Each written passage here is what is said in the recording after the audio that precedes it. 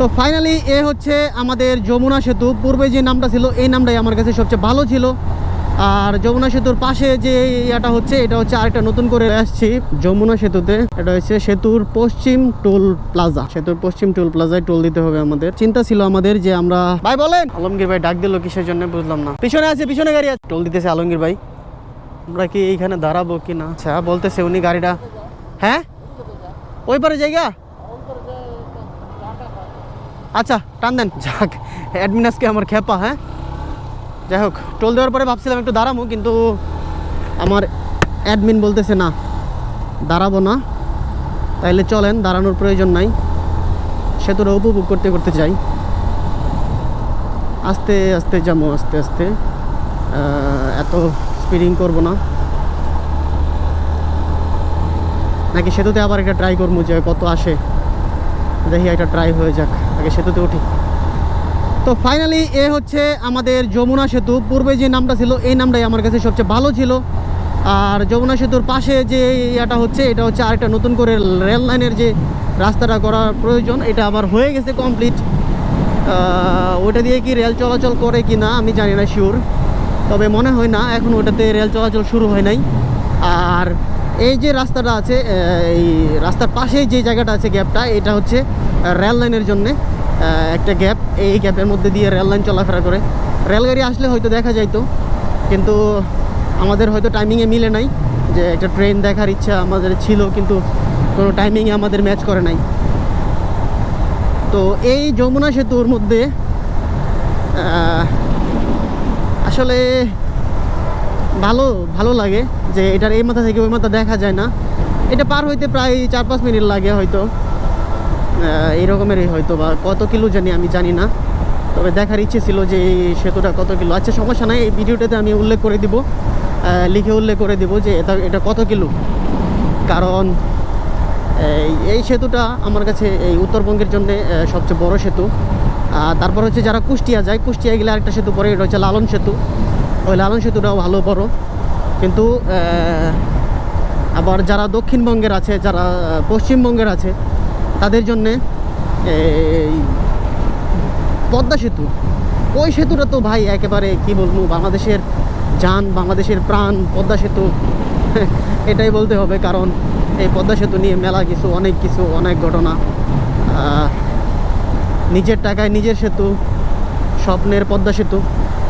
আর এই যে যমুনা সেতুটা, এটা কি এখনও কি টোল দেওয়া বুঝতেছি না। এখনও কি যারা টোল আদায় করতেছে তাদের কি এখনও কি ওই টাকা কি এখনও ফিল আপ হয় না, নাকি বুঝতে পারতেছি না। যে এখনও পর্যন্ত এটা টোল তুলতে হবে, কত বছর পর্যন্ত এটা টোল তুলবে আমি বুঝতেছি না।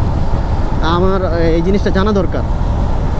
কিন্তু হ্যাঁ একটা বিষয় যে দেখেন, একটা সিসি ক্যামেরা লাগানো আছে, প্রত্যেকটা জায়গাতে সিসি ক্যামেরা লাগানো আছে, যেন কোনো ঘটনা ঘটলে বা ব্রিজের মধ্যে কোনো রকমের কোনো অকারেন্স হইলে যেন বাহির থেকে কন্ট্রোল সেন্টার যেটা আছে, মানে কন্ট্রোল রুম যেটা আছে, ওটা দিয়ে যেন কন্ট্রোল করতে পারে। আবার একটা হর্ন লাগানো আছে সেটাতে, আবার হর্ন লাগানো আছে যে যদি কোনো বাস অথবা কোনো ড্রাইভার কোনো গাড়ি থামায়, তাহলে হচ্ছে ওরা সিসি ক্যামেরার মাধ্যমে দেখে, তারপর ওই সিসি ক্যামেরার মাধ্যমে ওরা কন্ট্রোল রুম থেকে এই মাইকের মাধ্যমে ওরা অ্যানাউন্স করে দিতে পারে যে আপনারা এখানে দাঁড়ায়েন না।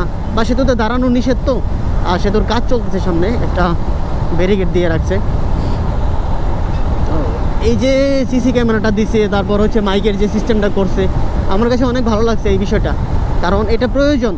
এই যে রাস্তাটা একেবারে সরু রাস্তা, তো আমরা যদি এখানে আবার একটা মোটরসাইকেল নিয়ে দাঁড়াই, তারপর হচ্ছে আবার যদি একটা প্রাইভেট কারও দাঁড়ায়, তখন হচ্ছে পাশ দিয়ে যে আরেকটা গাড়ি যাবে, এই জায়গাটা একেবারেই কম।